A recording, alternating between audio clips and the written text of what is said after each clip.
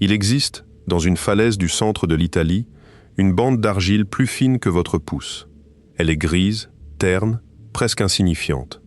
Des voitures passent en contrebas, des randonneurs longent la roche sans lever les yeux, et rien dans son apparence ne laisse deviner ce qu'elle contient. Pourtant, cette mince couche de sédiments est la frontière la plus violente que notre planète ait jamais inscrite dans la pierre. En dessous, un monde entier. Au-dessus, un autre monde, complètement différent, peuplé d'espèces qui n'existaient pas la veille. Et entre les deux, il n'y a pas des siècles de transition. Il y a une seule journée. Une journée où le ciel s'est ouvert et où la vie sur Terre a failli s'arrêter pour de bon. Cette argile a été déposée par la poussière retombée du plus grand impact que notre planète ait connu depuis des milliards d'années. Elle est le résidu d'un instant, figé pour l'éternité. Et c'est précisément ce détail qui devrait nous empêcher de dormir. Parce que si un seul instant peut laisser une trace lisible, 66 millions d'années plus tard, alors la question inverse devient inévitable. Que laisserait derrière elle une civilisation entière? Et surtout, si une telle trace existait déjà, quelque part sous nos pieds, serions-nous seulement capables de la reconnaître? Si cette histoire vous captive, un petit like et un abonnement nous aideraient énormément, et ça compte vraiment beaucoup pour nous. Reprenons au début, parce que cette histoire commence avec un homme, un marteau de géologue, et une intuition que personne ne voulait entendre. Dans les années 70, un chercheur travaille sur les falaises calcaires proches de la petite ville de Gubbio, en Ombrie. Il étudie le magnétisme des roches, une discipline patiente, minutieuse, sans gloire. Les couches qu'il examine se sont formées au fond d'une mer chaude, grain par grain, coquille par coquille, pendant des dizaines de millions d'années. Chaque centimètre de calcaire représente des milliers d'années de pluie de micro-organismes vers le fond de l'océan. C'est un métronome. C'est lent, régulier, prévisible. Et puis, au milieu de cette régularité, il y a l'interruption, une couche d'argile sombre, épaisse d'1 centimètre à peine, qui coupe le calcaire net. En dessous, la roche est bourrée de minuscules fossiles marins, des créatures unicellulaires à coquilles, appelées foraminifères, présentes par milliers dans chaque échantillon, dans une diversité éclatante. Au-dessus de l'argile, ces mêmes espèces ont disparu. Pas décimées, disparues. Comme si quelqu'un avait effacé une page. Le chercheur emporte un morceau de cette argile et le confie à son père, un physicien. L'idée est simple, presque naïve. Mesurer combien de temps a duré le dépôt de cette couche. Pour cela, ils utilisent une astuce élégante. La Terre reçoit en permanence une fine pluie de poussière venue de l'espace, et cette poussière contient des métaux rares dans la croûte terrestre, notamment l'iridium. Si l'argile s'est déposée lentement, elle aura accumulé beaucoup de cette poussière cosmique. Si elle s'est déposée vite, elle en contiendra peu. C'est un chronomètre naturel. Le résultat qui revient du laboratoire n'a aucun sens. La concentration d'iridium dans cette argile n'est pas légèrement plus élevée que la normale. Elle est 30 fois plus élevée. Puis on trouve la même anomalie au Danemark, dans une carrière au bord de la mer. Puis en Nouvelle-Zélande, puis en Espagne, en Tunisie, dans des carottes prélevées au fond du Pacifique. Partout sur la planète, à la même profondeur, dans la même couche, le même excès impossible du même métal. Il n'existait qu'une explication capable de couvrir la Terre entière d'iridium en un temps très court. Quelque chose venu de l'espace, quelque chose d'énorme, était tombé. Et il avait fallu que cet objet soit vaporisé presque intégralement pour disperser son contenu métallique aux 4 coins du globe. L'hypothèse fut publiée en 1980, et elle fut accueillie avec une hostilité qu'on a du mal à imaginer aujourd'hui. On ne parlait pas encore de catastrophe cosmique dans les manuels de géologie. La discipline entière reposait sur un principe rassurant. Le présent est la clé du passé. Les processus lents que nous observons aujourd'hui expliquent tout ce qui s'est produit hier. L'érosion, la sédimentation, la dérive des continents. Rien ne devait arriver brusquement. Suggérer qu'un caillou tombé du ciel avait remodelé la biosphère en une après-midi, c'était insulter un siècle de patience scientifique. Il manquait d'ailleurs une pièce décisive, le cratère. Un impact de cette ampleur devait laisser une cicatrice de plus de 150 km de diamètre.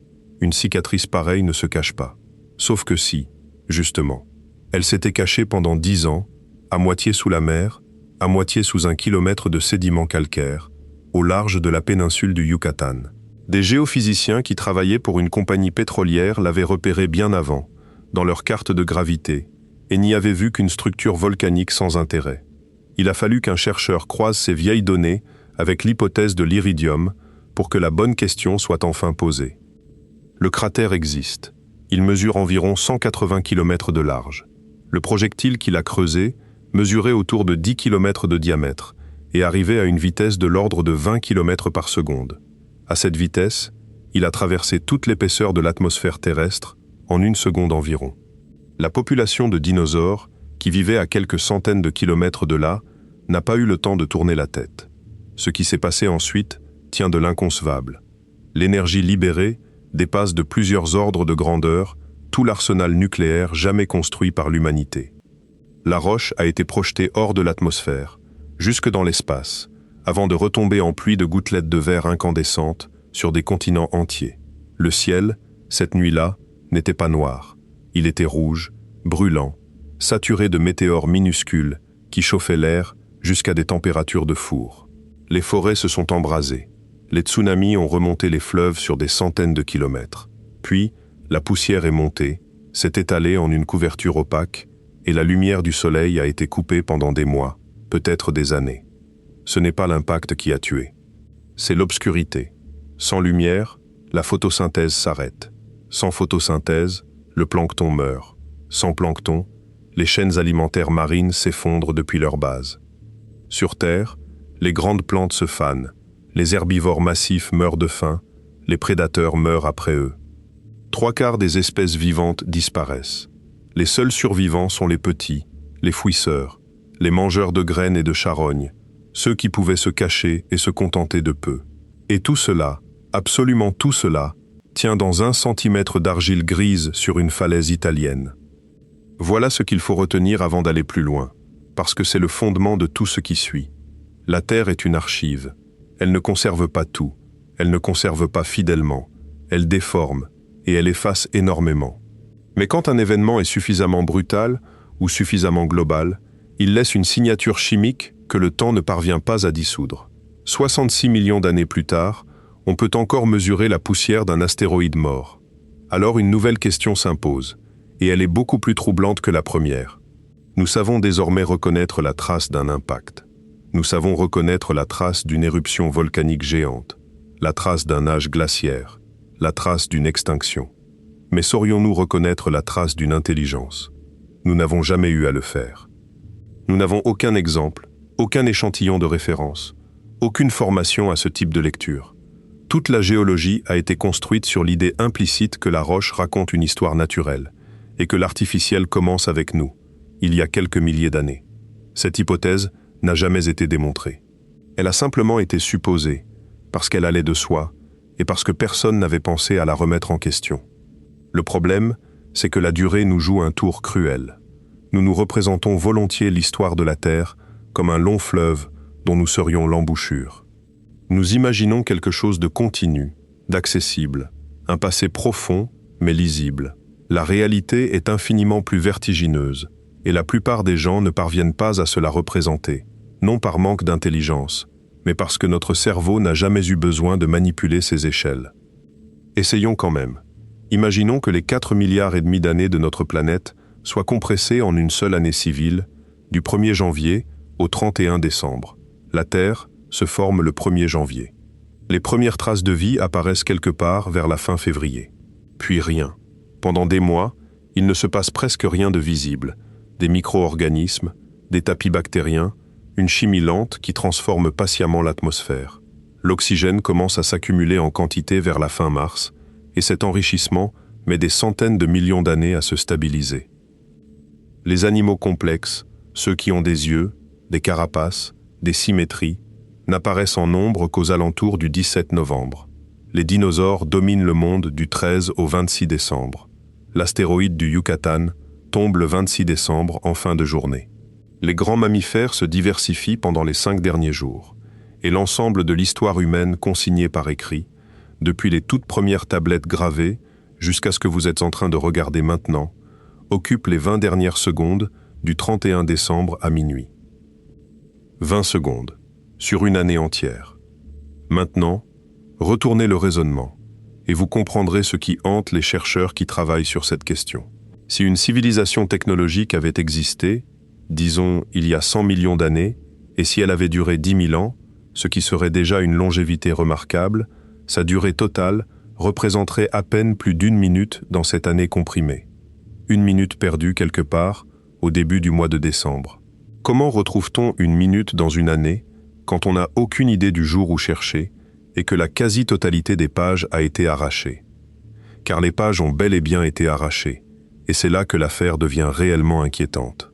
Notre planète n'est pas seulement une archive. C'est aussi, et surtout, une machine à détruire les archives. Prenez un instant pour considérer ce qui arrive à la surface d'une planète vivante. La roche s'élève, portée par des forces internes, puis la pluie l'attaque. L'eau s'infiltre dans les fissures, gèle, dilate, fracture. Le gel et le dégel font éclater les montagnes plus sûrement que n'importe quel outil. Les rivières emportent les débris vers la mer. Le vent pollute ce qui reste. À l'échelle de quelques millions d'années, une chaîne de montagnes entières peut être réduite à une plaine. Et sous les océans, le mécanisme est encore plus radical. Le plancher océanique se fabrique en permanence le long des dorsales médio-océaniques, ces immenses chaînes volcaniques sous-marines qui ceinturent le globe. Ce plancher s'écarte, vieillit, se refroidit, s'alourdit, puis plonge dans les zones de subduction et disparaît dans le manteau où il est fondu et recyclé. Le résultat de ce tapis roulant est stupéfiant. Il n'existe pratiquement aucun fond océanique plus ancien que 200 millions d'années.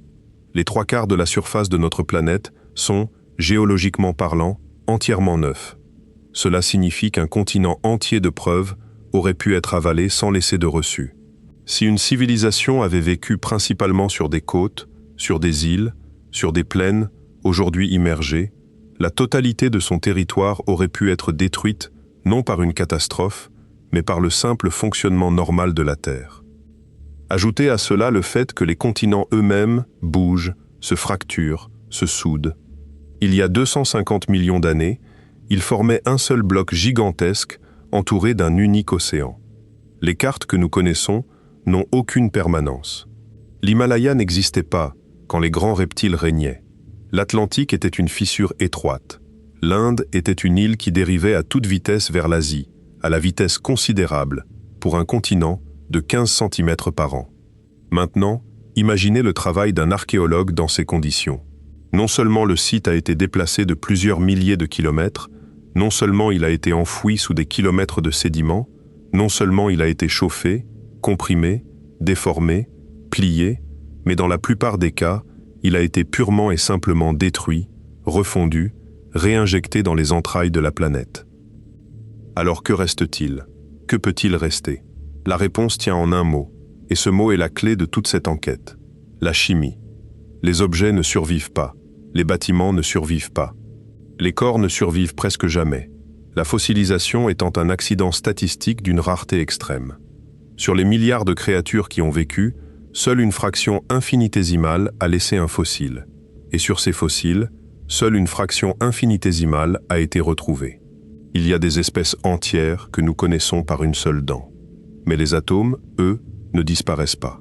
Ils changent de place, ils changent de combinaison, mais les proportions entre certaines de leurs variantes racontent une histoire que le broyage géologique ne parvient pas toujours à effacer.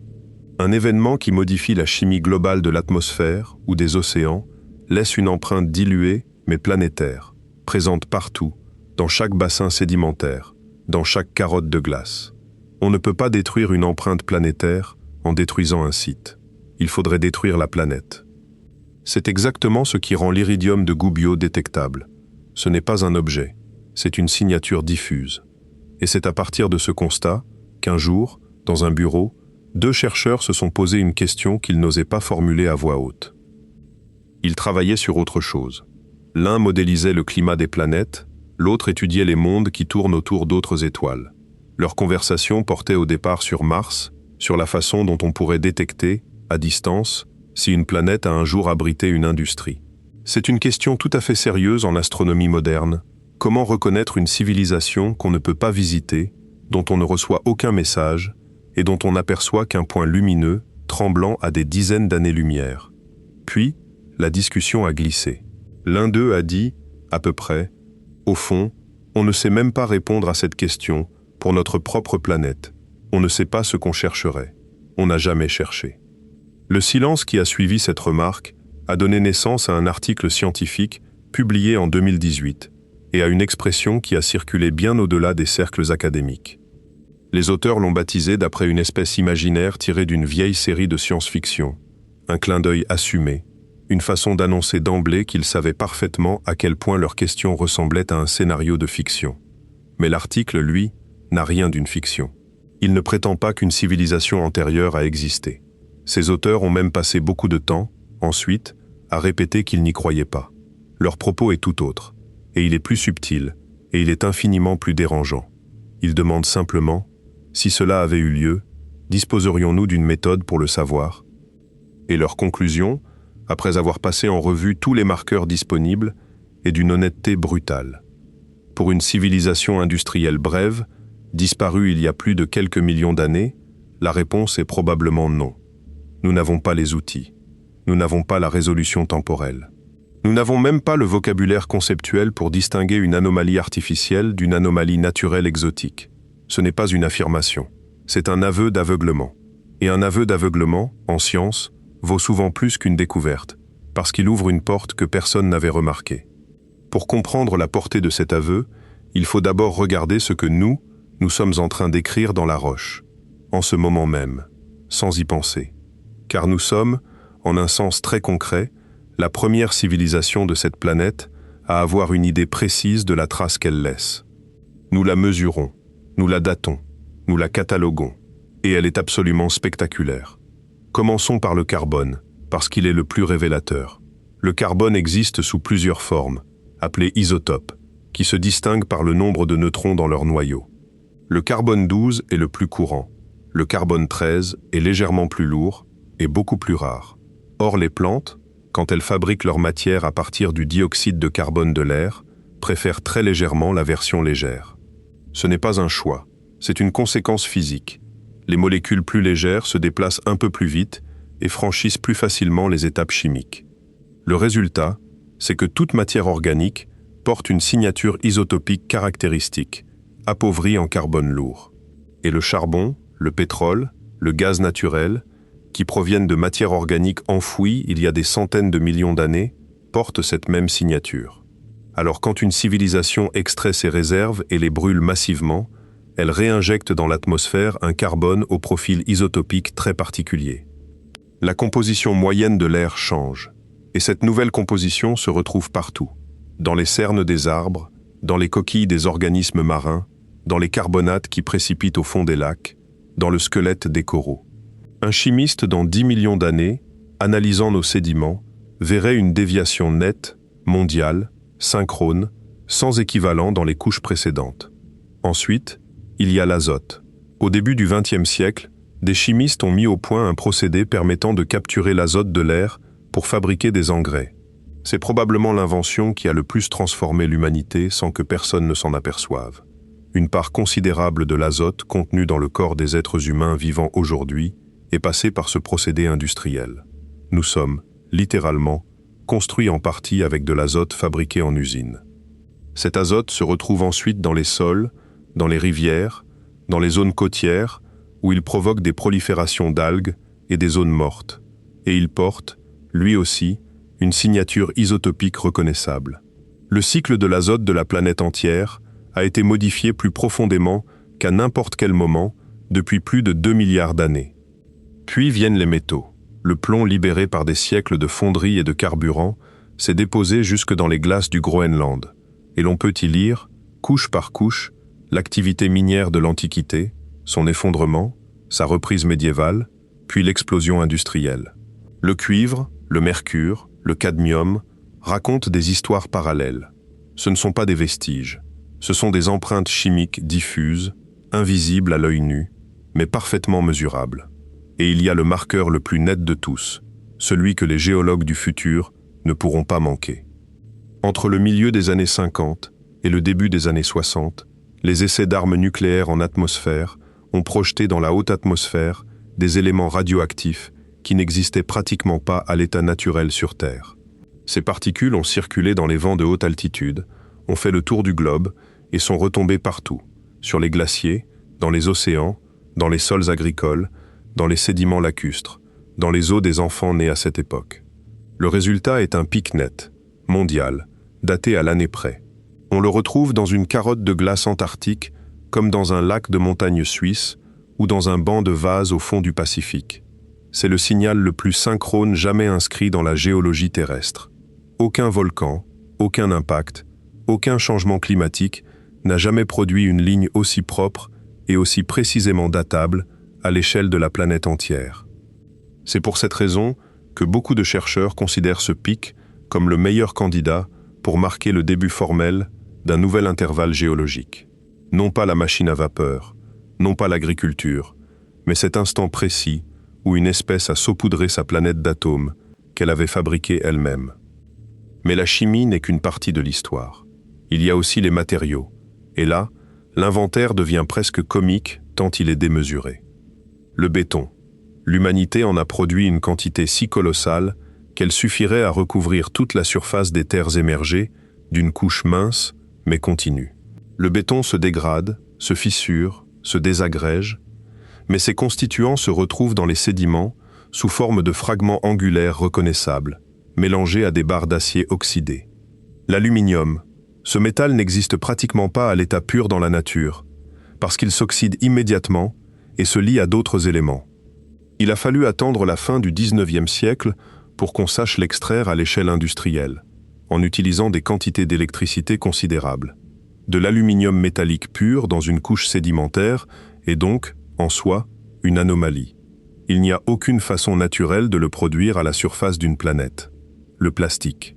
On en trouve désormais dans les tranchées océaniques les plus profondes, dans la glace de l'Arctique, dans le corps des poissons abyssaux, dans les sédiments de rivières éloignées de toute ville. Les fragments les plus petits, les microplastiques, se comportent en géologie comme une poussière minérale. Ils se déposent, se compactent, s'intègrent aux couches. Certains chercheurs les surnomment déjà des technofossiles, en soulignant qu'ils constitueront pour les couches actuelles un marqueur aussi utile que le sont les coquillages pour les couches anciennes. Et puis il y a l'exemple le plus étrange de tous, celui qui provoque toujours un silence quand on l'évoque. L'espèce d'oiseau la plus abondante de la planète, aujourd'hui, est le poulet domestique. Il y en a environ 25 milliards vivants à un instant donné, et des dizaines de milliards abattus chaque année. Leur morphologie a été transformée en quelques décennies par la sélection intensive au point de ne plus ressembler à celle de leurs ancêtres sauvages. Leurs os s'accumulent dans les décharges du monde entier, dans des conditions qui favorisent parfois leur conservation. Il est donc parfaitement possible que la trace la plus abondante, la plus universelle et la plus facile à identifier laissée par notre civilisation soit une couche mondiale d'ossements d'un oiseau modifié. Un futur paléontologue trouverait des milliards de squelettes d'une espèce apparue soudainement, présente sur tous les continents, disparue tout aussi soudainement, et dont l'anatomie n'a aucun sens du point de vue de la survie sauvage. Voilà notre signature, voilà notre couche. Alors installons-nous, un moment, dans une scène. Elle est imaginaire, mais chaque élément qui la compose est plausible. Nous sommes dans un futur si lointain que la carte du monde n'a plus rien à voir avec la nôtre. Les continents se sont regroupés, comme ils l'ont déjà fait plusieurs fois. Une chaîne de montagnes s'est levée à l'endroit où se trouvaient jadis des mégapoles côtières, et l'érosion a mis à nu, dans une falaise, une succession de strates. Quelqu'un se tient devant cette falaise, peu importe qui. Quelqu'un qui possède la curiosité, les outils, la patience. Cette personne remarque, au milieu d'une longue série de couches monotones, une bande sombre, mince, à peine quelques centimètres.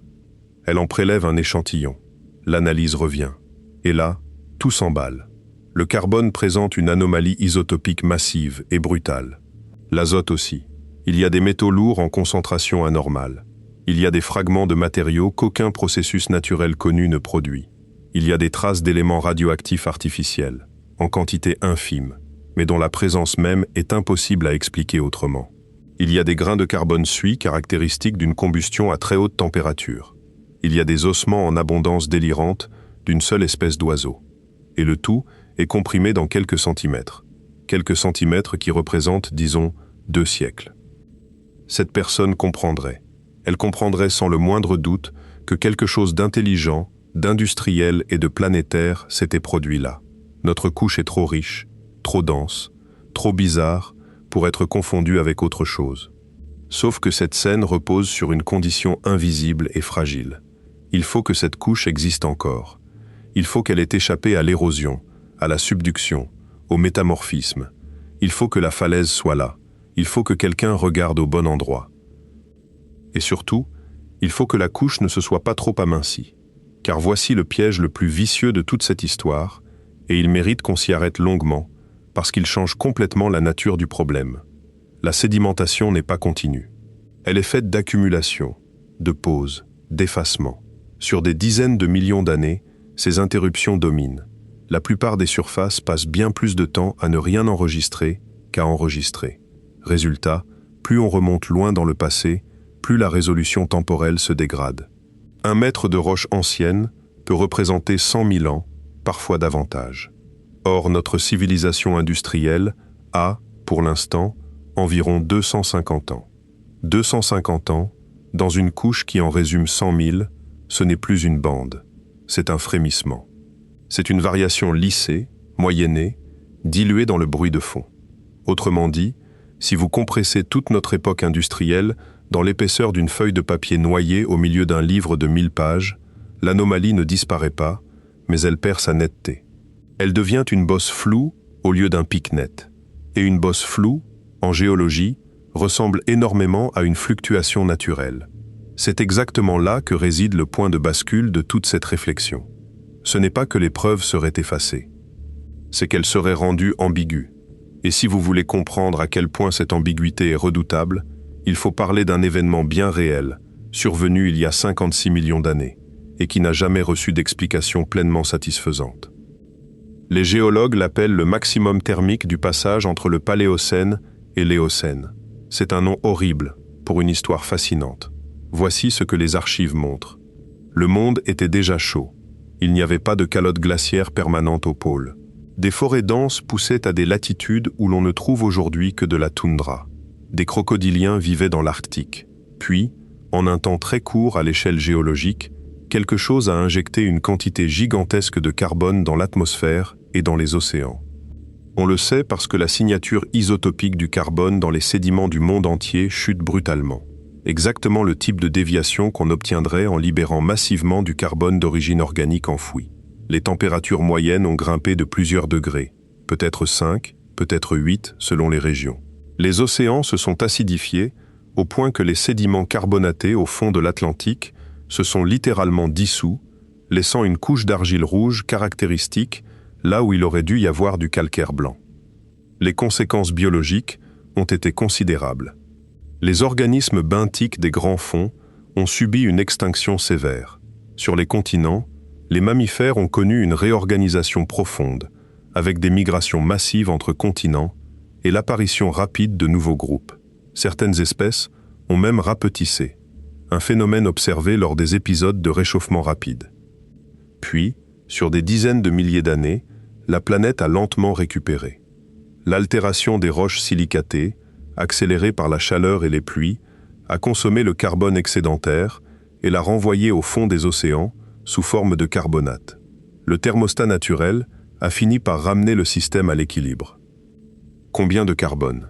Les estimations varient énormément, mais on parle de milliers de milliards de tonnes, c'est-à-dire un ordre de grandeur comparable à ce que représenterait la combustion d'une part considérable des réserves fossiles connues. Et voici la question qui donne le vertige. En combien de temps? C'est le cœur du problème, et c'est précisément ce que nous ne parvenons pas à déterminer avec certitude. Les meilleures estimations donnent des durées d'injection allant de quelques milliers d'années à quelques dizaines de milliers d'années. Certaines études suggèrent des phases plus rapides. D'autres non. La résolution de nos archives ne permet tout simplement pas de trancher entre un événement étalé sur 20 000 ans et un événement concentré sur 200 ans, suivi d'une longue queue de rééquilibrage. Vous voyez le problème? Les deux scénarios laissent, dans la roche, à peu près la même trace. Alors, l'inévitable question a été posée, et elle a été posée sérieusement, dans un cadre scientifique, non pas comme une affirmation mais comme un exercice de logique.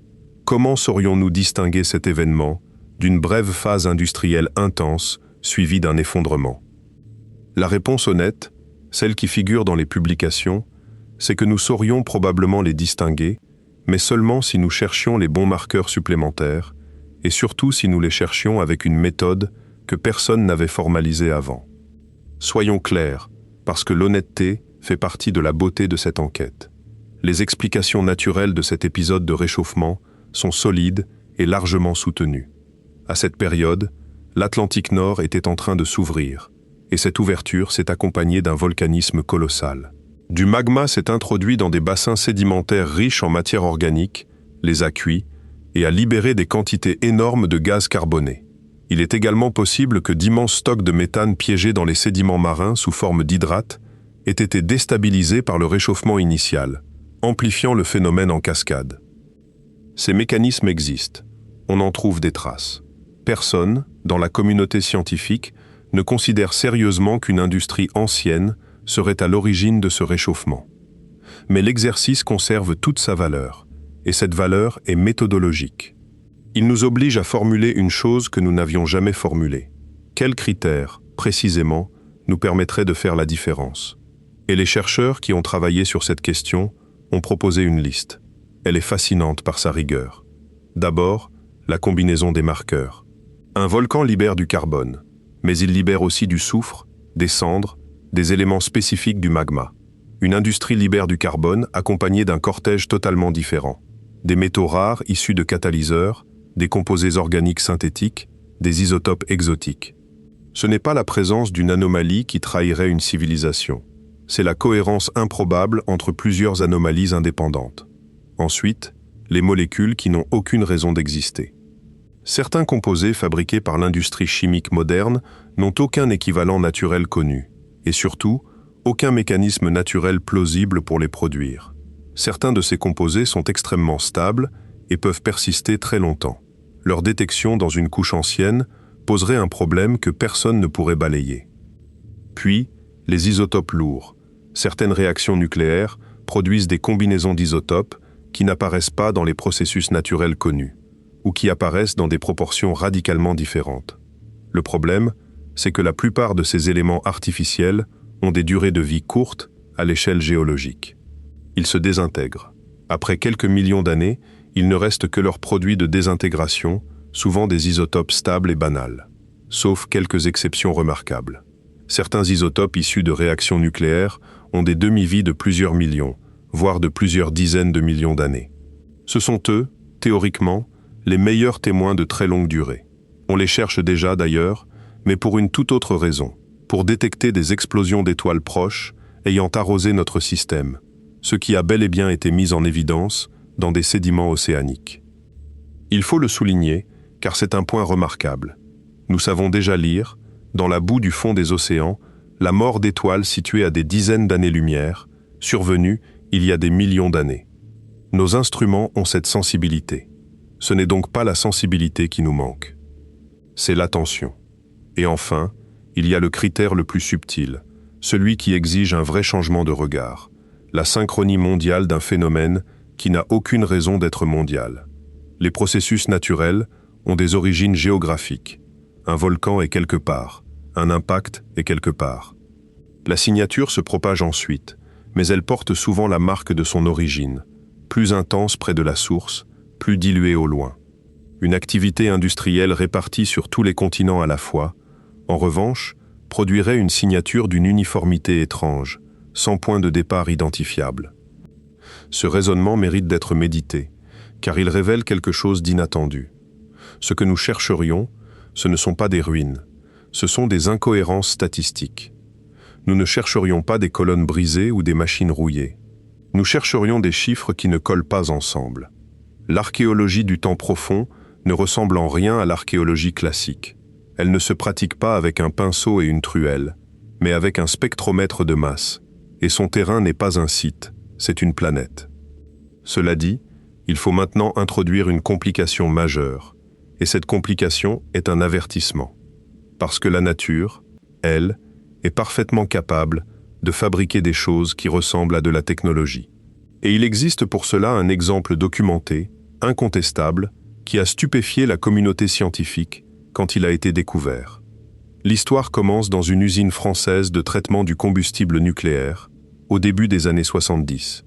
Un technicien effectue un contrôle de routine sur un lot d'uranium provenant d'une mine en Afrique centrale. Il mesure la proportion d'un isotope particulier, l'uranium-235, celui qui est capable d'entretenir une réaction en chaîne. Cette proportion est une constante, partout sur Terre, dans n'importe quel minerai, dans n'importe quelle roche, dans les météorites, l'uranium-235 représente environ 0,7% de l'uranium total. Cette valeur est d'une régularité absolue, parce qu'elle découle de la vitesse de désintégration des différents isotopes depuis la formation du système solaire. C'est un point fixe. C'est une des choses les plus fiables de la géochimie. Sauf que dans ce lot-là, la valeur est plus basse. Légèrement, mais indiscutablement. Il manque de l'uranium-235. Ce n'est pas une petite affaire. De l'uranium appauvri, c'est-à-dire de l'uranium dont on a extrait une partie de l'isotope fissile, est exactement ce qu'on obtient après avoir fait fonctionner un réacteur. La première hypothèse envisagée fut donc, logiquement, un problème de traçabilité, voire un détournement. Une enquête est lancée. On remonte jusqu'à la mine, au Gabon, dans un gisement situé à Oklo, et on découvre là-bas quelque chose qui n'était pas censé pouvoir exister. Le minerai contient non seulement de l'uranium appauvri, mais aussi tout le cortège de produits de fission qu'on trouve dans un réacteur usagé. Des isotopes de néodyme, de ruthénium, de xénon, dans des proportions qui ne correspondent à aucun processus géologique, mais qui correspondent exactement à ce que produit une réaction en chaîne contrôlée. Il y a eu des réacteurs nucléaires en fonctionnement à cet endroit. Une quinzaine de zones distinctes ont été identifiées. Et ils ont fonctionné il y a environ 1,7 milliard d'années. Prenez la mesure de cette date. À cette époque, il n'existait sur Terre aucune créature complexe. La vie se résumait à des cellules, la plupart microscopiques. Les continents avaient une configuration méconnaissable. L'atmosphère commençait à peine à contenir de l'oxygène en quantité notable. Et pendant ce temps, au fond d'un gisement d'uranium, une réaction en chaîne s'entretenait toute seule. Comment est-ce possible ? L'explication est magnifique de simplicité. L'uranium-235 se désintègre plus vite que l'uranium-238, ce qui signifie qu'en remontant dans le temps, sa proportion était plus élevée. Il y a 1,7 milliard d'années, elle atteignait environ 3%. Or, 3%, c'est précisément le niveau d'enrichissement utilisé dans les réacteurs civils modernes.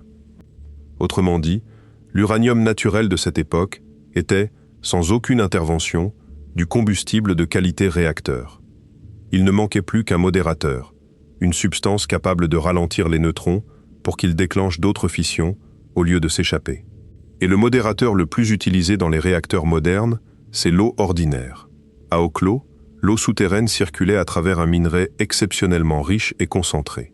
Le système s'est mis en marche, et il s'est autorégulé d'une manière qui donne des frissons. Quand la réaction s'emballait, la chaleur faisait bouillir l'eau. Sans eau pour modérer, les neutrons devenaient trop rapides et la réaction s'arrêtait. Le site refroidissait, l'eau revenait, la réaction reprenait. Les analyses des produits de fission suggèrent des cycles de l'ordre de quelques heures d'activité, suivis de quelques heures d'arrêt. Ce mécanisme a fonctionné pendant des centaines de milliers d'années. Il a consommé plusieurs tonnes d'uranium et produit plusieurs tonnes de plutonium, un élément que l'on décrit souvent comme purement artificiel et qui, ici, a été fabriqué par la géologie seule. Ce plutonium s'est ensuite désintégré, mais ses descendants sont là, mesurables. Alors quelle leçon en tirer ? Elle est double, et les deux faces sont également importantes. La première leçon est un avertissement contre l'enthousiasme. Une anomalie isotopique spectaculaire, un appauvrissement en uranium fissile, des produits de fission en abondance, voilà exactement ce qu'on aurait présenté comme une preuve irréfutable d'une technologie ancienne. Et l'explication est entièrement naturelle. Elle est même élégante.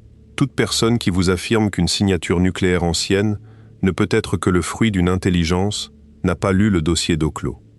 La seconde leçon est exactement inverse, et elle est plus dérangeante. Ces réacteurs ont fonctionné pendant des centaines de milliers d'années. Ils ont produit une quantité considérable de déchets radioactifs, et ces déchets sont restés en place.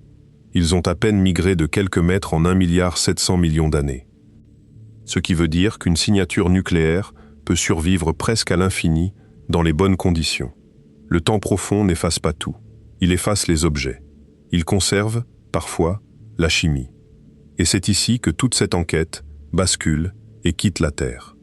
Parce qu'après avoir dressé la liste de tout ce que notre planète détruit, un constat s'impose avec une force presque brutale. La Terre est le pire endroit imaginable pour conserver quoi que ce soit. Elle a de l'eau, de l'oxygène, du vent, de la tectonique, de la vie. Chacun de ces cadeaux est un solvant.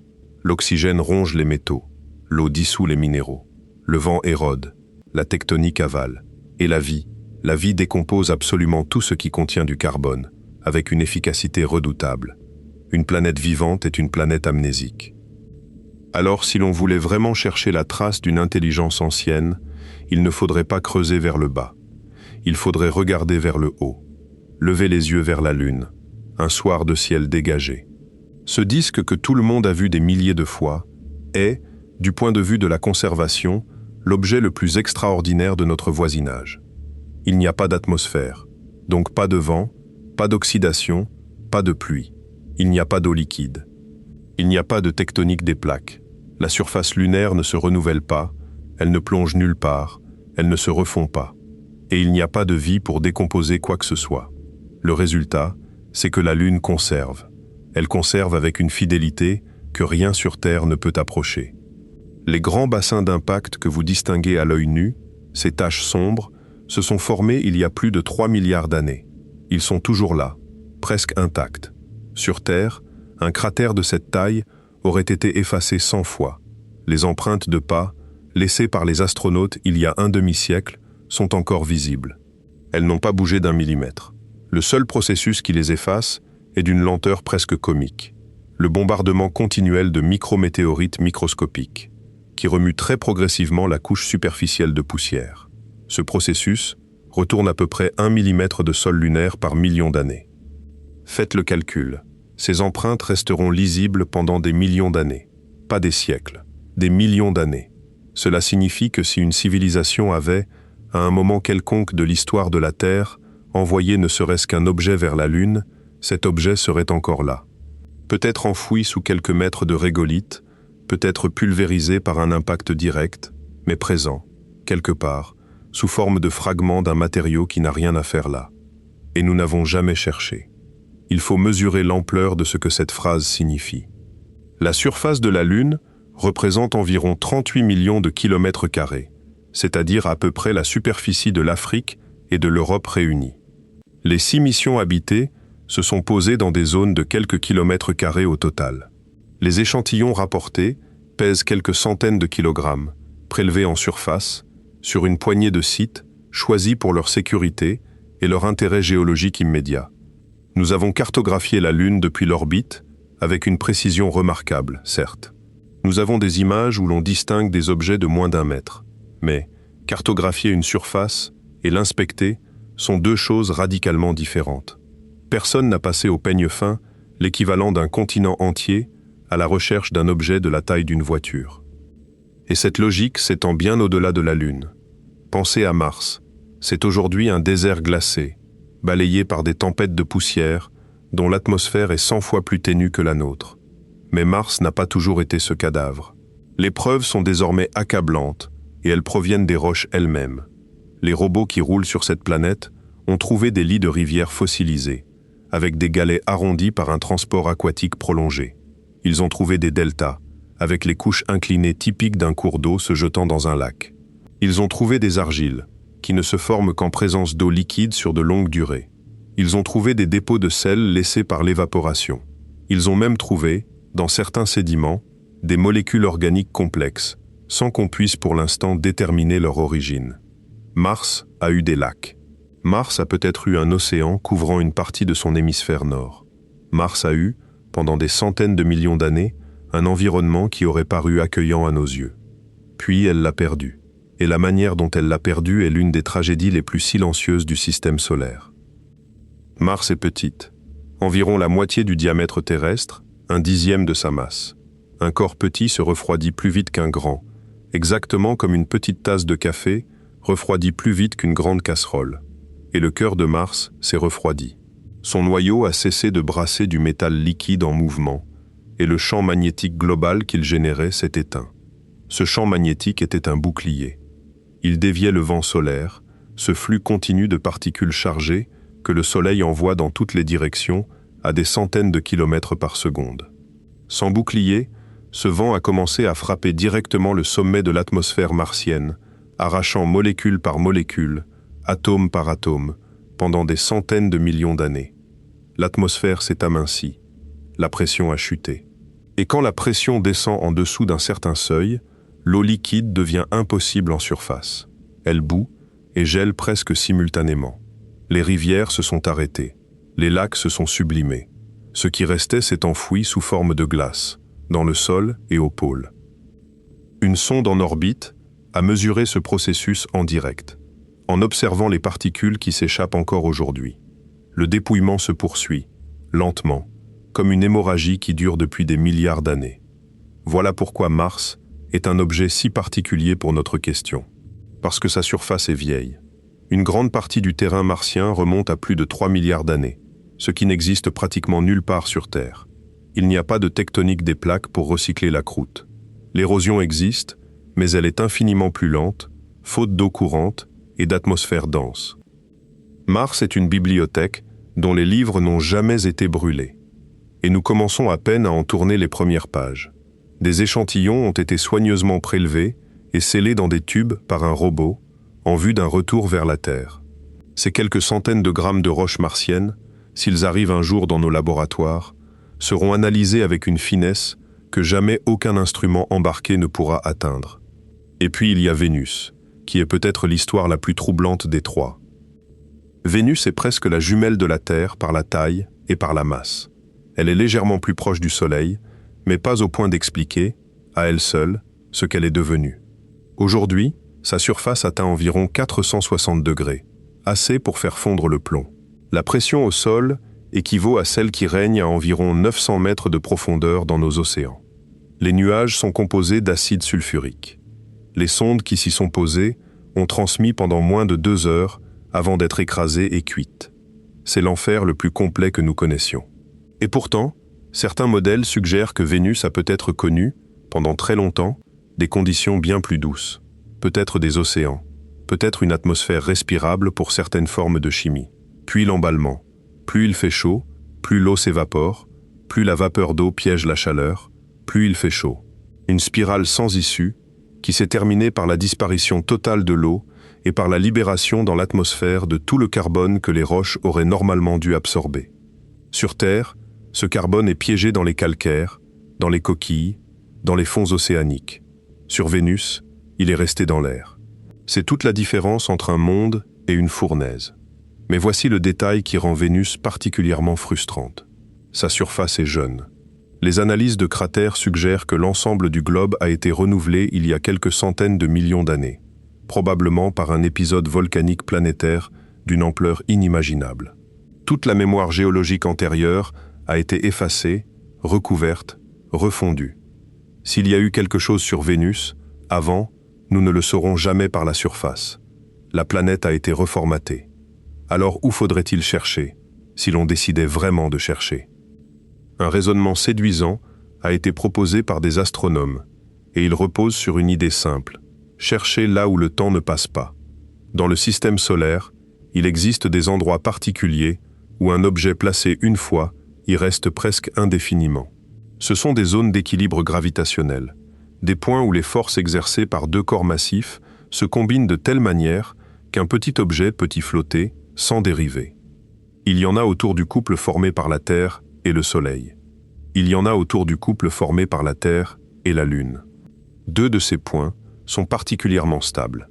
Ils ne sont pas des puits parfaits, mais un objet qui y est déposé peut y demeurer pendant des durées considérables sans consommer la moindre énergie.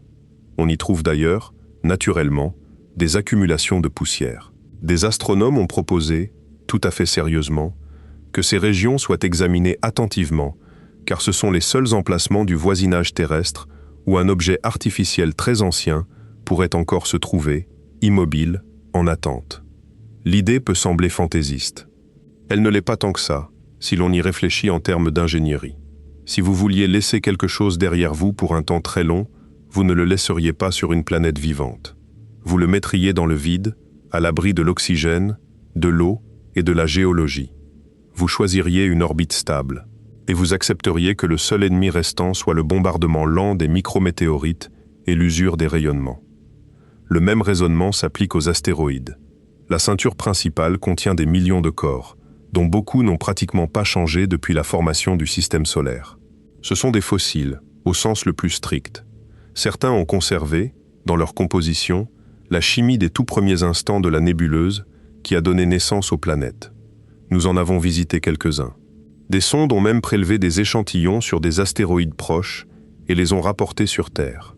Ces poussières, à peine quelques grammes, ont livré des molécules organiques d'une complexité inattendue, y compris des composants entrant dans la fabrication des protéines et de l'information génétique. Ce n'est pas de la vie, mais c'est la démonstration que les briques chimiques de la vie se forment spontanément dans l'espace et pleuvent sur les planètes. Le système solaire est donc, en un sens, un immense grenier. Il conserve des choses. Il conserve mal, il conserve au hasard, mais il conserve incomparablement mieux que la surface d'une planète bleue et bruyante. Et pourtant, nous ne l'avons presque pas fouillé. Voici un chiffre qui remet les idées en place. Si l'on considère l'ensemble du volume du système solaire et qu'on le compare au volume que nos sondes, nos télescopes et nos analyses ont réellement inspecté, avec une résolution suffisante pour détecter un objet de quelques mètres, la fraction explorée est si minuscule qu'elle défie l'intuition. C'est l'équivalent de plonger un verre d'eau dans l'océan et d'en conclure qu'il n'y a pas de poisson. Cette humilité-là est le vrai enseignement de toute cette réflexion. Non pas qu'il y ait quelque chose, mais que notre certitude qu'il n'y a rien ne repose sur presque aucune donnée. Et cette humilité, une fois qu'on l'a intégrée, transforme complètement la manière dont on regarde le ciel.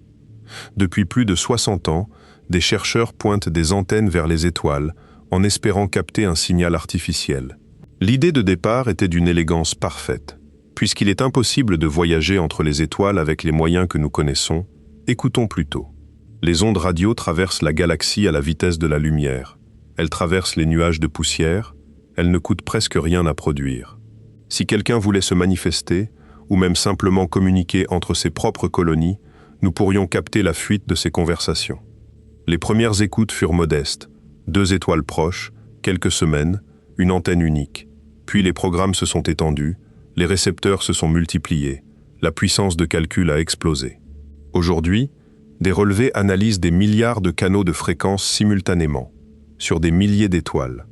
Et le résultat, jusqu'à présent, est un silence. Un silence qui a été interrompu une seule fois, de manière suffisamment troublante pour entrer dans la légende. C'était pendant l'été 1977. Un radiotélescope de l'Ohio balayait le ciel de manière automatique, imprimant ses résultats sur du papier listing sous forme de colonnes de chiffres et de lettres. Un bénévole examinait ces feuilles quelques jours plus tard, à la recherche de valeurs sortant de l'ordinaire. Il en trouve une séquence qui indique un signal 30 fois plus intense que le bruit de fond du ciel, dans une bande de fréquences très étroite, montant puis redescendant exactement selon le profil attendu pour une source fixe dans le ciel, traversant le champ de l'antenne pendant 72 secondes. Il entoure la séquence au stylo rouge et écrit un seul mot dans la marge, une exclamation de stupeur. Ce signal n'a jamais été réentendu. On a réécouté cette portion du ciel des dizaines de fois pendant des décennies, avec des instruments bien plus sensibles. Rien, jamais. Et c'est précisément cela qui le rend impossible à interpréter. Un signal qui ne se répète pas ne peut être ni confirmé, ni expliqué. On a proposé des dizaines d'hypothèses, depuis une réflexion sur un débris spatial jusqu'à un phénomène astronomique mal compris. Aucune n'a fait consensus. Le dossier reste ouvert, et il le restera probablement pour toujours. Ce n'est pas une preuve, c'est une écharde, une seule anomalie, dans une immensité de silence. Puis il y a eu, plus près de nous, l'affaire d'une étoile qui a rendu fou tout un pan de l'astronomie. Un télescope spatial surveillait simultanément la luminosité de plus de 150 000 étoiles, à la recherche de minuscules baisses d'éclat, trahissant le passage d'une planète devant son étoile. Le principe est d'une simplicité redoutable. Quand une planète passe, elle bloque une fraction de la lumière, et cette fraction est proportionnelle à sa taille. Pour une planète comparable à Jupiter, la baisse est d'environ 1%. Pour une planète comparable à la Terre, elle est de l'ordre d'un centième de %. Des volontaires examinaient les courbes de lumière à l'œil pour repérer ce que les algorithmes rataient. Et l'un d'eux a signalé une étoile, dont le comportement n'avait aucun sens. Cette étoile ne présentait pas des baisses régulières et symétriques. Elle présentait des chutes de luminosité irrégulières, asymétriques, imprévisibles, et surtout d'une profondeur absurde. Certaines dépassaient 20%. 20%, cela signifie qu'un objet occultait un cinquième du disque de l'étoile. Aucune planète ne peut faire cela. Aucune planète ne s'en approche même de loin. L'affaire a enflammé les esprits. Une hypothèse a circulé, moitié sérieuse, moitié provocatrice, et si l'on observait une construction, une structure gigantesque en cours d'assemblage autour d'une étoile, destinée à capter son énergie? Cette idée n'était pas neuve. Un physicien avait proposé, des décennies plus tôt, que toute civilisation ayant des besoins énergétiques croissants finirait logiquement par vouloir capter la lumière de son étoile à grande échelle en déployant un essaim de collecteurs en orbite. Une telle structure aurait deux conséquences observables. Elle bloquerait de la lumière visible et elle réémettrait cette énergie sous forme de chaleur infrarouge. On a donc regardé, on a cherché l'excès infrarouge autour de cette étoile. Et on n'a pas trouvé ce qu'on aurait dû trouver dans le cas d'une structure solide. Puis une observation décisive est tombée. En surveillant l'étoile sur plusieurs longueurs d'onde simultanément, les chercheurs ont constaté que les baisses de luminosité n'étaient pas identiques dans le rouge et dans le bleu. La lumière bleue était davantage bloquée que la lumière rouge. Cela règle la question. Un objet solide et opaque bloque toutes les couleurs de manière égale. Un nuage de fines particules, en revanche, diffuse préférentiellement les longueurs d'onde courtes. Ce qui passe devant cette étoile n'est pas une structure, c'est de la poussière. De la poussière produite, sans doute, par la désintégration d'un corps de grande taille ou par un essaim de fragments en orbite excentrique. Certains y ont vu une déception. C'est une erreur de lecture. Cet épisode est au contraire l'un des plus beaux exemples récents de la manière dont la science fonctionne réellement. Une anomalie authentique, une hypothèse audacieuse, formulée ouvertement, une observation ciblée pour la tester, et une réponse claire obtenue en quelques années.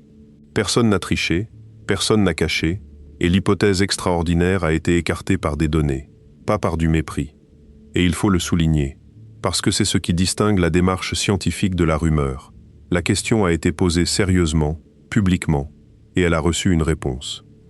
Et puis, en octobre 2017, quelque chose est entré dans le système solaire. Un télescope installé au sommet d'un volcan hawaïen a détecté un point mobile. Rien d'inhabituel au départ. On découvre des astéroïdes toutes les semaines. Mais quand les astronomes ont calculé sa trajectoire, ils ont compris qu'ils avaient affaire à autre chose. Sa vitesse était trop élevée, beaucoup trop élevée. Aucun objet lié gravitationnellement au Soleil ne peut se déplacer ainsi. Cet objet ne tournait pas autour de notre étoile. Il passait. Il venait de l'extérieur, il traversait et il repartait. C'était le premier visiteur interstellaire jamais observé.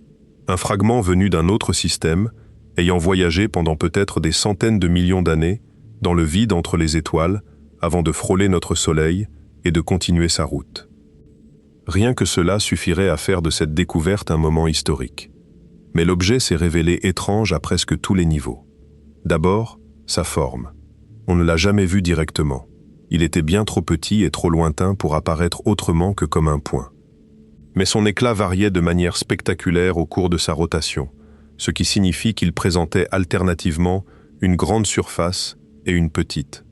Les modèles suggèrent un objet extrêmement allongé, avec un rapport de proportion sans équivalent parmi les astéroïdes connus.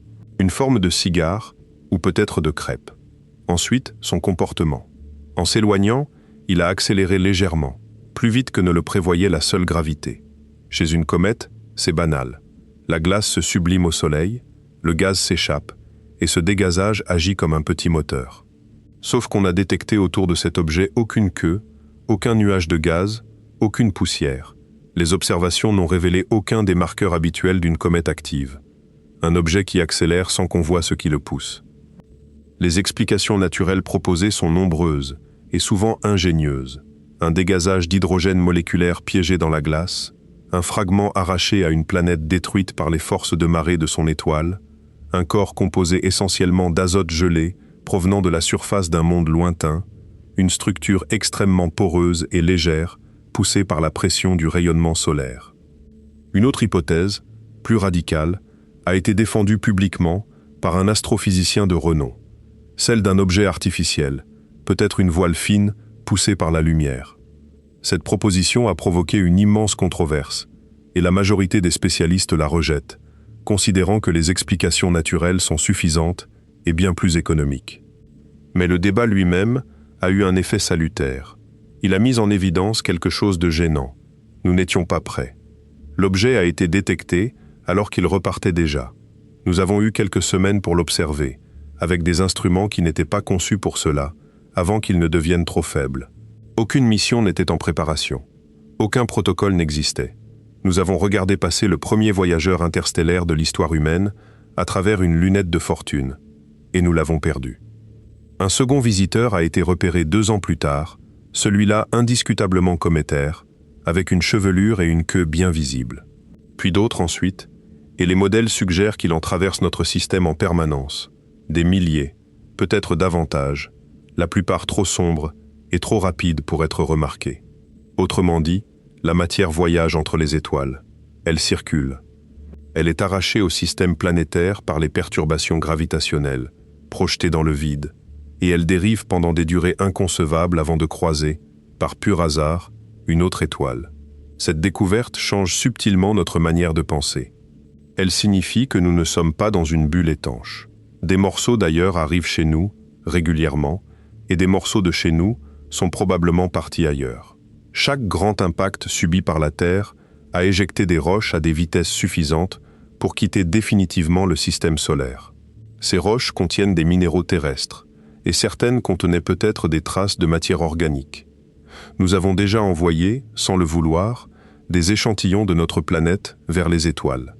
Ce qui nous ramène, par un chemin détourné, à la question la plus lourde de toutes, celle du silence. Car si les briques de la vie se forment spontanément dans l'espace, si les planètes sont innombrables, si notre galaxie contient des centaines de milliards d'étoiles, dont une part considérable possède des mondes de taille comparable à la Terre, à des distances permettant l'eau liquide, alors pourquoi n'observons-nous rien? La formulation classique de ce paradoxe est attribuée à une conversation de déjeuner, dans les années 50, entre physiciens. L'un d'eux, après avoir écouté ses collègues discuter d'objets volants et de voyages interstellaires, aurait lancé une phrase devenue célèbre par sa brièveté et sa brutalité. Mais alors, où sont-ils? La question est vertigineuse parce que le raisonnement qui la sous-tend est simple. Notre galaxie a plus de 10 milliards d'années. Même en se déplaçant lentement, même à une petite fraction de la vitesse de la lumière, même en s'arrêtant régulièrement pour se réapprovisionner, une civilisation expansionniste pourrait la traverser en quelques dizaines de millions d'années. C'est une durée dérisoire à l'échelle cosmique. Cela signifie que si une seule civilisation expansionniste était apparue quelque part, il y a très longtemps, ces traces devraient être partout. Elles ne le sont pas. Le ciel est calme, les étoiles paraissent naturelles, aucun signal ne se répète. Et parmi toutes les réponses proposées à ce paradoxe, il en est une qui rejoint exactement le fil de notre enquête, et qui est peut-être la plus poignante. Ce n'est pas la distance qui nous sépare, c'est le temps. Nous imaginons volontiers la rencontre entre civilisations comme un problème de kilomètres. Mais le vrai obstacle n'est pas là. Le vrai obstacle, c'est que 2 civilisations doivent exister simultanément pour se rencontrer, et que la fenêtre pendant laquelle une civilisation est détectable est probablement dérisoire par rapport aux durées astronomiques. Réfléchissez à notre propre cas. Nous émettons des ondes radio puissantes depuis environ 1 siècle. 1 siècle, sur une galaxie de 10 milliards d'années, représente une fraction si petite qu'elle échappe à toute représentation. Et déjà, nos émissions diminuent. Nous passons du signal diffusé en clair vers le câble, la fibre, les faisceaux dirigés, les transmissions numériques comprimées qui ressemblent de plus en plus à du bruit aléatoire. Notre bulle radio-détectable pourrait n'avoir été qu'un éclair. Maintenant, appliquez ce raisonnement à toutes les civilisations possibles. Si chacune n'est visible que pendant quelques siècles, et si elles sont dispersées sur des milliards d'années, la probabilité que deux d'entre elles se chevauchent devient minuscule. Elles ne se manquent pas de peu. Elles se manquent de millions d'années. L'univers ne serait pas vide, il serait désynchronisé. C'est une image qui serre le cœur. Imaginez une immense salle de bal, plongée dans le noir, où des danseurs s'allument brièvement, puis s'éteignent. Chacun à un moment différent, jamais deux en même temps. Chacun regarde autour de lui, ne voit personne, et conclut qu'il est seul. Et maintenant, ramenez cette image à l'échelle d'une seule planète, la nôtre, et vous retrouvez exactement la question du début. Si deux civilisations dans une même galaxie peuvent se manquer par le temps, deux civilisations, sur un même monde, le peuvent aussi. Il faut d'ailleurs rappeler à quel point notre planète a été instable, parce qu'on l'oublie constamment. Nous vivons dans une période exceptionnellement calme et clémente, et nous prenons ce calme pour la norme. Il ne l'est pas. Remontons d'abord très loin, à une époque où l'atmosphère terrestre n'aurait pas permis à un être humain de survivre plus de quelques instants. Il n'y avait pratiquement pas d'oxygène libre. L'air était principalement composé d'azote, de dioxyde de carbone, de méthane. Le ciel n'était probablement pas bleu, mais teinté d'orange par une brume d'hydrocarbures. Puis des organismes microscopiques ont développé la capacité de capter la lumière pour fabriquer leur nourriture, en rejetant de l'oxygène comme déchet. Pendant très longtemps, cet oxygène a été immédiatement consommé. Il réagissait avec le fer dissous dans les océans, produisant des dépôts qui se sont accumulés en couches alternées, rouges et sombres, qu'on retrouve aujourd'hui dans certaines des plus vieilles roches de la planète. Ces formations rubanées constituent d'ailleurs l'essentiel des réserves de fer que l'humanité exploite. Notre acier vient de la rouille d'un océan disparu. Quand tous les puits chimiques ont été saturés, l'oxygène a enfin commencé à s'accumuler dans l'air. Et pour l'immense majorité des organismes de l'époque, ce gaz était un poison violent. L'oxygène est chimiquement agressif. Il attaque les molécules organiques, il détruit les mécanismes cellulaires non protégés. Ce fut probablement l'une des plus grandes crises biologiques de l'histoire de la Terre, et elle a été provoquée par la vie elle-même. Une pollution planétaire, à l'échelle de centaines de millions d'années, causée par le succès d'une innovation. Cette période a également déclenché un refroidissement extrême, car le méthane atmosphérique, puissant gaz à effet de serre, a été détruit par l'oxygène. La planète a plongé dans une glaciation d'une intensité difficile à imaginer. Et ce n'était pas la dernière fois. Il y a environ 700 millions d'années, la Terre a connu des épisodes où les glaces se sont étendues sur une part immense de la surface, peut-être jusqu'aux régions tropicales. On parle parfois de terre boule de neige. Les continents étaient blancs, les océans couverts, et la réflexion de la lumière solaire par cette blancheur amplifiait le refroidissement dans une boucle infernale. Comment la planète en est-elle sortie? Par le volcanisme. Les volcans ont continué à émettre du dioxyde de carbone, et comme la glace empêchait ce gaz d'être absorbé par l'altération des roches, il s'est accumulé pendant des millions d'années jusqu'à atteindre des concentrations extraordinaires. Le réchauffement qui a suivi la fonte a été aussi brutal que le gel avait été profond. Notre planète a donc oscillé entre des états radicalement différents. Elle n'a pas d'équilibre naturel confortable. Elle a des états stables multiples et elle peut basculer de l'un à l'autre. Puis vient l'événement le plus meurtrier de tous, celui auprès duquel la fin des grands reptiles paraît presque douce. Il y a environ 252 millions d'années, la vie sur Terre a failli s'éteindre. On estime que la grande majorité des espèces marines ont disparu, ainsi qu'une part considérable des espèces terrestres. Ce n'est pas une extinction, c'est un effacement. Et le coupable principal semble être une éruption volcanique d'un genre que nous n'avons jamais observé et que nous avons du mal à concevoir. Pas un volcan conique crachant un panache. Une fissure continentale, en Sibérie, par laquelle le magma est sorti pendant des centaines de milliers d'années, recouvrant une superficie comparable à celle de l'Europe occidentale, sous des épaisseurs de lave pouvant atteindre plusieurs kilomètres. Mais ce n'est pas la lave qui a tué, c'est ce que cette lave a traversé. En remontant, le magma s'est frayé un chemin à travers des bassins sédimentaires contenant du charbon, du pétrole, des évaporites et du sel. Il les a cuits. Et cette cuisson a libéré dans l'atmosphère des quantités phénoménales de dioxyde de carbone, de méthane, de composés soufrés et de substances halogénées capables d'attaquer la couche d'ozone. Le résultat fut une catastrophe en cascade. Réchauffement massif, acidification des océans, chute de l'oxygène dissous dans l'eau, créant des zones mortes qui se sont étendues à la quasi-totalité des fonds marins. Certaines analyses suggèrent que les océans tropicaux ont atteint des températures létales pour presque tout organisme complexe. Il a fallu plusieurs millions d'années pour que les écosystèmes se reconstruisent. Les archives fossiles montrent une longue période appauvrie, monotone, dominée par quelques espèces opportunistes réparties sur toute la planète, avant que la diversité ne reparte. Et voici pourquoi cet épisode nous concerne directement. Le mécanisme fondamental de cette catastrophe est l'injection rapide de carbone d'origine fossile dans l'atmosphère, c'est-à-dire, en termes chimiques, exactement le type de perturbation que produit une industrie qui brûle des réserves enfouies. La différence n'est ni dans la nature du gaz, ni dans la chimie de l'océan. Elle est dans la source et dans la vitesse. Là où il a fallu à un volcanisme géant des centaines de milliers d'années, une civilisation industrielle peut accomplir une part comparable en quelques siècles. Cette comparaison n'est pas une prophétie, et il ne s'agit pas de dramatiser. Les échelles ne sont pas identiques, et les systèmes de régulation existent. Mais elle éclaire d'une lumière crue une vérité simple. La biosphère n'est pas indestructible, elle a déjà été détruite, et elle l'a été par des mécanismes chimiques que nous connaissons parfaitement, que nous savons mesurer, et que nous savons reproduire. C'est là que l'enquête sur les civilisations disparues cesse d'être une curiosité et devient un miroir, car il y a une pensée qui traverse forcément l'esprit de quiconque suit ce raisonnement jusqu'au bout, et elle n'est pas agréable. Si nous avions des prédécesseurs, s'ils ont disparu, alors qu'est-ce qui les a fait disparaître? Et si nous ne pouvons pas répondre à cette question, comment savoir si la même chose ne nous attend pas? Certains chercheurs ont formulé cette inquiétude sous une forme précise.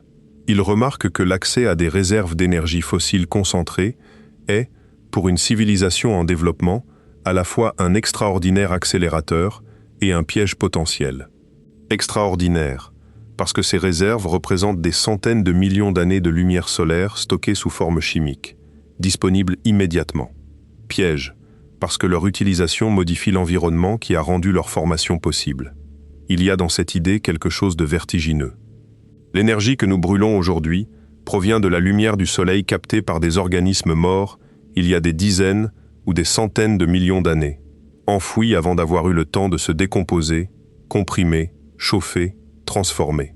Chaque litre de carburant est un concentré de soleil ancien. Et ce que nous faisons en le brûlant, c'est libérer d'un coup, en quelques générations, ce que la biosphère a mis des airs à mettre de côté. Alors renversons une dernière fois la perspective et posons la question qui, en réalité, contient toutes les autres.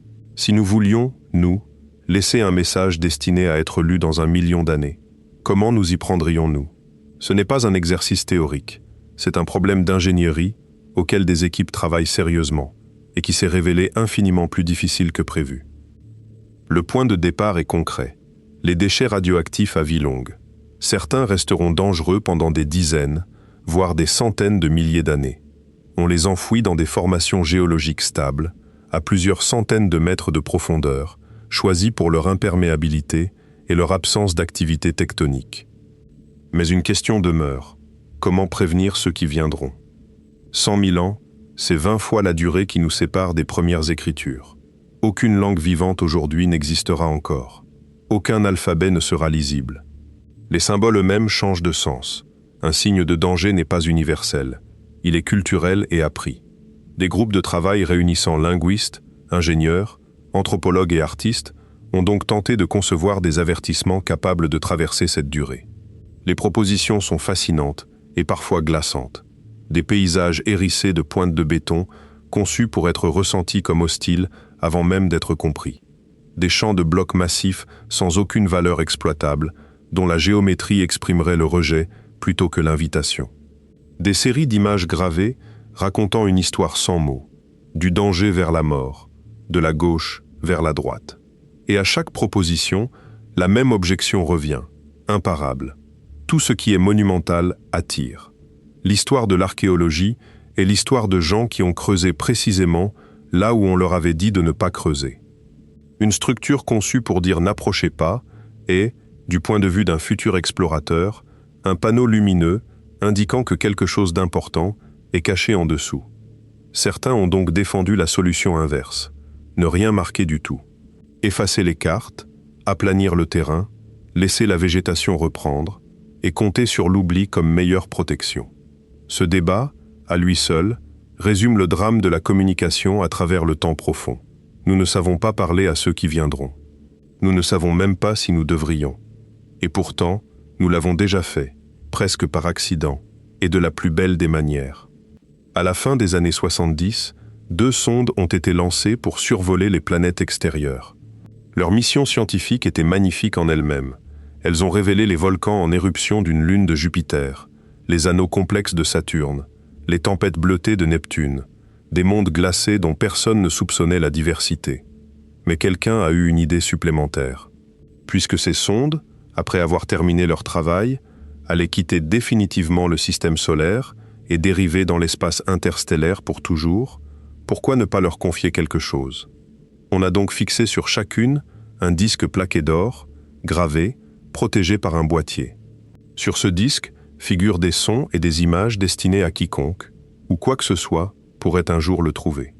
Le contenu tient de la poésie autant que de la science.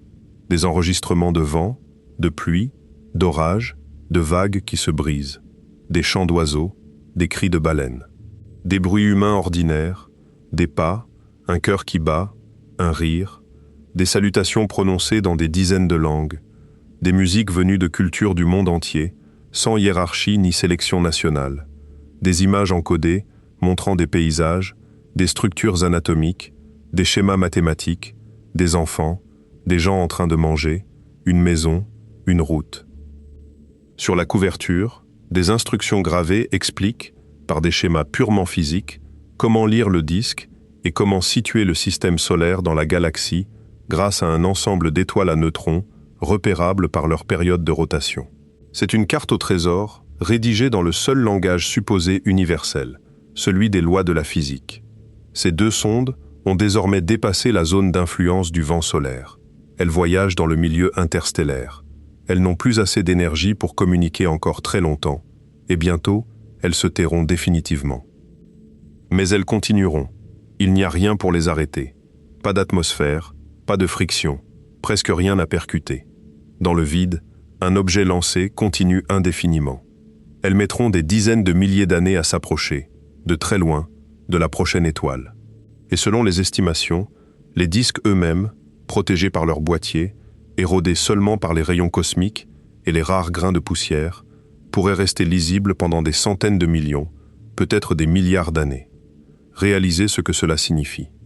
Le message le plus durable que l'humanité ait jamais produit n'est ni une pyramide, ni un monument, ni une bibliothèque. C'est un disque de métal de 30 cm, dérivant en silence dans le noir, gravé avec des rires d'enfants et des chants de baleines. Il survivra aux continents. Il survivra probablement aux océans. Il sera encore là quand le Soleil aura consumé une partie considérable de son combustible et commencé à gonfler. Et il existe un autre objet, moins connu, dont l'intention est plus troublante encore. Un satellite sphérique, couvert de réflecteurs, placé en orbite haute pour mesurer avec une précision extrême les déformations de la surface terrestre et les mouvements des plaques. Ses concepteurs ont calculé qu'il resterait en orbite pendant plusieurs millions d'années avant de retomber. Ils y ont donc glissé une plaque gravée. Elle représente 3 cartes de la Terre. La configuration des continents il y a des dizaines de millions d'années, leur configuration actuelle et leur configuration prévue au moment de la chute du satellite. Un message adressé non pas à des étrangers venus des étoiles, mais à quiconque se trouvera ici après nous, sur cette planète, pour lui dire « Nous savions que les continents bougent, nous savions calculer où ils iraient, et nous avons pensé à vous. » C'est peut-être la chose la plus émouvante que notre espèce ait jamais mise en orbite. Et cela boucle notre enquête d'une manière inattendue. Parce que ce que nous cherchions depuis le début, cette trace d'une intelligence antérieure, nous sommes précisément en train de la fabriquer. Nous sommes, à cet instant, la civilisation ancienne de quelqu'un d'autre. Revenons alors, une dernière fois, à cette falaise imaginaire d'un futur lointain et à la silhouette qui se tient devant elle. Elle a prélevé son échantillon. Elle a obtenu ses résultats. Elle voit une couche mince, sombre, saturée d'anomalies qui ne devraient pas coexister. Du carbone déséquilibré, de l'azote déséquilibré, des métaux impossibles, des fragments de matériaux inconnus, des traces d'éléments qui ne se forment pas naturellement. Que va-t-elle en conclure? Elle a deux chemins devant elle. Le premier consiste à chercher une explication naturelle exotique, une conjonction rare de volcanisme, d'impact, de bouleversement climatique. Ce chemin est prudent, méthodique, respectable. C'est le chemin que la science emprunte par défaut, et à juste titre, parce que les explications ordinaires sont presque toujours les bonnes. Le second chemin consiste à envisager que cette couche a été écrite par quelqu'un. Et voici la difficulté fondamentale. Rien, dans les données brutes, ne l'oblige à emprunter le second chemin. Il faut qu'elle décide d'y penser. Il faut que quelqu'un, avant elle, ait pris le risque de poser une question inconfortable et de proposer une méthode pour y répondre. C'est exactement ce que nous venons de faire dans cette histoire. Nous n'avons découvert aucune civilisation perdue. Nous n'avons exhumé aucune machine sous la glace. Nous n'avons pas la moindre preuve qu'une intelligence ait précédé la nôtre sur cette planète. Et honnêtement, l'immense majorité des indices disponibles suggèrent que nous sommes bien les premiers à avoir construit des villes et brûlé du charbon. Mais nous avons fait quelque chose de plus utile qu'une découverte. Nous avons construit une question, et une question bien construite est un instrument. Elle transforme la manière de regarder. Grâce à elle, des chercheurs examinent aujourd'hui les anomalies isotopiques anciennes avec une grille de lecture nouvelle. Grâce à elle, des astronomes réfléchissent à ce qu'il faudrait précisément détecter dans l'atmosphère d'une planète lointaine pour y soupçonner une industrie plutôt qu'une biologie. Grâce à elle, on commence à envisager sérieusement d'aller inspecter certaines régions du système solaire, non pour ce qu'elles contiennent de naturel, mais pour vérifier ce qu'elles ne contiennent pas. Et surtout, grâce à elle, nous nous voyons différemment. Parce que si nous acceptons l'idée qu'une civilisation entière puisse disparaître si complètement qu'elle en devienne indétectable, alors nous devons accepter la même chose à notre sujet. Nos villes ne sont pas éternelles. Nos routes, nos ponts, nos tours, nos monuments les plus fiers ne sont que des arrangements temporaires de matériaux que la planète reprendra. Il existe un fait souvent cité et qui mérite d'être médité. Sans entretien humain, une ville moderne commence à se dégrader en quelques années. Les systèmes de drainage se bouchent, l'eau s'infiltre, les racines écartent le béton, les charpentes métalliques rouillent. En quelques décennies, la végétation reprend le dessus. En quelques siècles, les structures s'effondrent. En quelques milliers d'années, il ne reste que des tas de gravats mélangés de métal oxydé. En quelques centaines de milliers d'années, ces tas sont enfouis, comprimés, transformés en une strate étrange dont plus rien ne dit qu'elle fut une cité. Le paradoxe est complet. Notre héritage le plus durable ne sera pas ce que nous avons construit avec le plus de soin, mais ce que nous avons rejeté avec le plus d'indifférence. Nos déchets survivront à nos chefs-d'œuvre. Nos gaz survivront à nos pierres. Nos isotopes survivront à nos livres. Il y a dans cette idée une forme d'humilité que peu de civilisations ont eu l'occasion de ressentir, parce que peu de civilisations ont disposé des instruments nécessaires pour mesurer leur propre empreinte pendant qu'elles la laissaient. Nous les avons. Nous savons exactement quelle couche nous sommes en train d'écrire. Nous connaissons la composition de l'air que nous modifions, la vitesse à laquelle nous la modifions, et les conséquences que cette modification a produites lors des épisodes passés, dont la roche a gardé le souvenir. Aucune espèce, dans toute l'histoire connue de cette planète, n'a jamais eu accès à une telle information sur elle-même. C'est peut-être là, finalement, la vraie différence. Non pas notre technologie, non pas notre puissance, mais notre capacité à lire le passé et à en tirer une leçon avant de répéter l'erreur. Le temps profond, quand on le regarde vraiment, produit deux effets contradictoires, et il faut savoir les tenir ensemble. Le premier est écrasant. Face à 4,5 milliards d'années, une vie humaine ne pèse rien, une civilisation ne pèse presque rien, et l'ensemble de notre histoire tient dans une virgule. Tout ce que nous aimons, tout ce qui nous inquiète, tout ce qui nous semble définitif, est destiné à devenir une nuance chimique dans une couche de sédiments. Le second est exactement inverse. Précisément parce que tout est bref, chaque instant conscient devient extraordinairement rare. Sur des milliards d'années, la Terre a passé l'essentiel de son existence sans que personne ne la regarde. Pas de témoin, pas de mémoire, pas de récit. Puis, très tard, il y a eu des yeux, puis des questions, puis des instruments capables de dater une couche d'argile et d'y lire une journée vieille de 66 millions d'années. Ce basculement est prodigieux. Une planète qui, pendant des milliards d'années, ne savait rien d'elle-même, contient désormais des êtres capables de reconstituer son passé, de mesurer la mort d'étoiles lointaines dans la boue de ses océans, et d'envoyer un disque gravé, dérivé entre les étoiles. Nous sommes, au sens le plus littéral, l'endroit où cette planète se souvient. Et si un jour, dans un futur que nous ne verrons pas, quelqu'un se tient devant une falaise et découvre notre couche, il ne trouvera pas nos noms. Il ne trouvera ni nos villes, ni nos langues, ni nos histoires. Il trouvera une signature chimique brutale, intense, mondiale, comprimée dans quelques centimètres. La seule chose qu'il pourra en déduire, c'est ce que nous avons fait. Pas ce que nous avons pensé, pas ce que nous avons espéré, pas ce que nous avons voulu être. Uniquement ce que nous avons fait, inscrit dans les proportions d'atomes que nous aurons laissés derrière nous. Cette couche est en train de s'écrire, en ce moment même, à chaque seconde, sans interruption. Elle n'attend pas notre approbation, elle enregistre. Et la seule question qui compte vraiment, la seule qui reste ouverte à la fin de ce très long voyage à travers le temps profond et l'espace, n'est pas de savoir si quelqu'un est venu avant nous. C'est de savoir ce que dira notre ligne, quand quelqu'un la lira. Le ciel, au-dessus de nos têtes, est rempli de mondes que nous commençons à peine à distinguer. Des milliers de planètes ont déjà été détectées autour d'autres étoiles, et chacune est un dossier ouvert, une histoire dont nous ignorons tout. Certaines sont des géantes gazeuses, tournant si près de leur étoile que leur atmosphère s'échappe en un long panache lumineux. D'autres sont des mondes rocheux, baignés par une lumière rouge et faible, où une année dure quelques jours terrestres. D'autres encore orbitent autour d'étoiles mortes, vestiges silencieux de systèmes qui ont brûlé leur temps. Sur certaines d'entre elles, il s'est peut-être passé exactement ce qui s'est passé ici. Une chimie, puis une biologie, puis une curiosité. Et peut-être qu'il ne reste aujourd'hui qu'une couche mince dans une roche que personne ne lira jamais. Nous ne le saurons pas de sitôt. Nos instruments progressent, nos télescopes gagnent en finesse. Nous commençons à analyser la composition d'atmosphères situées à des dizaines d'années-lumière. Mais la distance reste immense, et la patience nécessaire dépasse la durée d'une carrière, parfois d'une génération entière.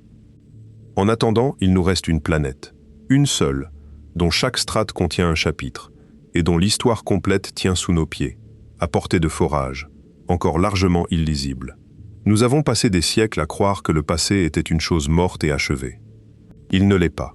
Il est une archive incomplète, mal classée, partiellement détruite, mais qui contient encore des documents que personne n'a ouverts, parce que personne n'avait pensé à poser la bonne question. La prochaine grande découverte ne viendra peut-être pas d'un nouvel instrument. Elle viendra peut-être d'un regard neuf posé sur des données que nous possédons déjà, dans des tiroirs de laboratoire, dans des carottes stockées depuis des décennies, dans des mesures classées sans suite parce qu'elles ne correspondaient à rien de connu. Le sol sous vos pieds a mémorisé plus d'événements que toute l'histoire écrite n'en contiendra jamais. Il a enregistré des ciels rouges, des océans morts, des glaciers couvrant les tropiques, des jours qui ont changé le monde en quelques heures. Il enregistre encore. Il enregistre nous. Et cette pensée, si vous la gardez en tête en sortant, changera peut-être la façon dont vous regarderez une simple falaise, une carrière au bord d'une route ou une bande d'argile grise que personne ne remarque. Parce que quelque part, dans cette poussière, se trouve la seule chose qui nous survivra vraiment.